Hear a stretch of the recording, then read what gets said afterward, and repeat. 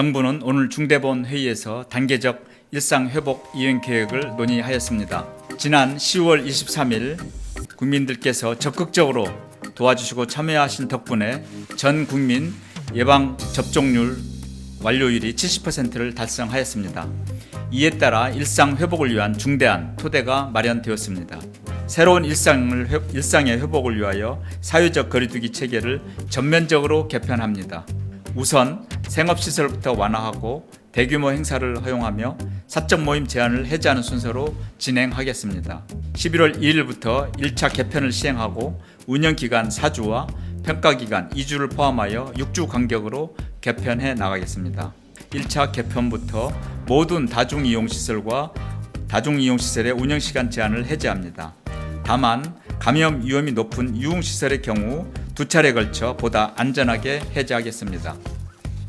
위험도가 높은 다중이용시설에 대해서는 한시적으로 접종 증명, 음성 확인제, 별칭으로 방역 패스라고 칭하겠습니다. 이를 도입하고자 합니다. 식당, 카페도 감염의 위험도가 높은 시설입니다.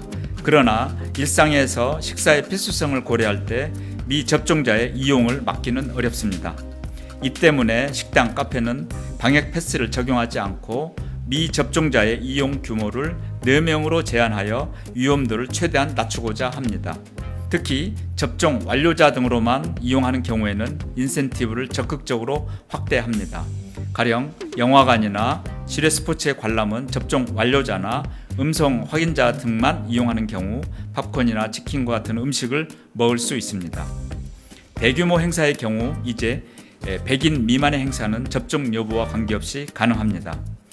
100명 이상의 행사는 위험도가 커지므로 접종 완료자, 음성 확인자 등으로만 구성하여 우선 500명 미만까지 행사를 허용하고자 합니다. 접종률이 80%까지 올라가는 2차 개편부터는 접종 완료자 등으로만 구성되는 경우 인원 제한 없이 대규모 행사가 가능해집니다. 사적 모임은 수도권은 10명, 비수도권은 12명으로 모임 인원을 확대합니다. 중증 환자와 사망자 발생이 증가하는 등 의료체계 여력이 위험한 경우에는 일상 회복의 과정을 중단하고 강력한 비상조치 계획을 단기간에 발동하겠습니다. 이를 위한 준비도 착실히 갖추어가겠습니다.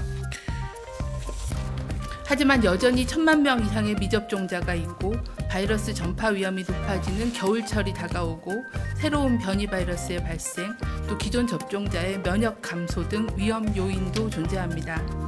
이러한 조건 속에서 일상 회복을 순조롭게 진행하기 위해서는 예방접종률을 최대한 높이고 방역 대응을 보다 체계화, 고도화하는 것이 필요합니다. 11월부터는 50대 연령층과 18에서 49세의 기저질환자, 얀센 백신 접종자, 우선 접종 직업군으로 추가 접종 범위를 확대하여 시행하겠습니다. 이후에 일반 국민으로의 확대를 검토하겠습니다. 아울러 백신 이상 반응에 대한 대응 체계를 개선하겠습니다. 객관적이고 전문적인 피해 조사가 이루어지도록 코로나19 백신 안전성위원회를 구성하여 인가성 판단 기준을 보완하겠습니다.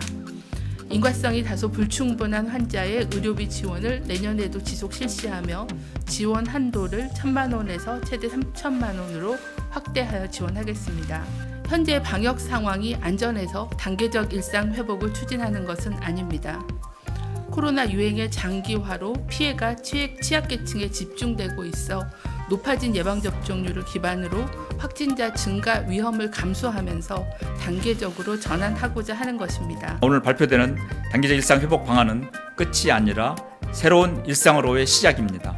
우리가 가보지 않는 미지의 길로서 많은 난관이 있을 거라 생각됩니다. 지금까지 잘 해주신 것처럼 마스크 착용, 손 씻기, 실내 환기, 아플 때 검사받기 등 개인 방역 수칙은 생활화 해주시기를 거듭 요청드립니다. 우리나라는 분명히 또 다른 하나의 새로운 길을 안전하게 찾아갈 수 있을 거라 믿습니다.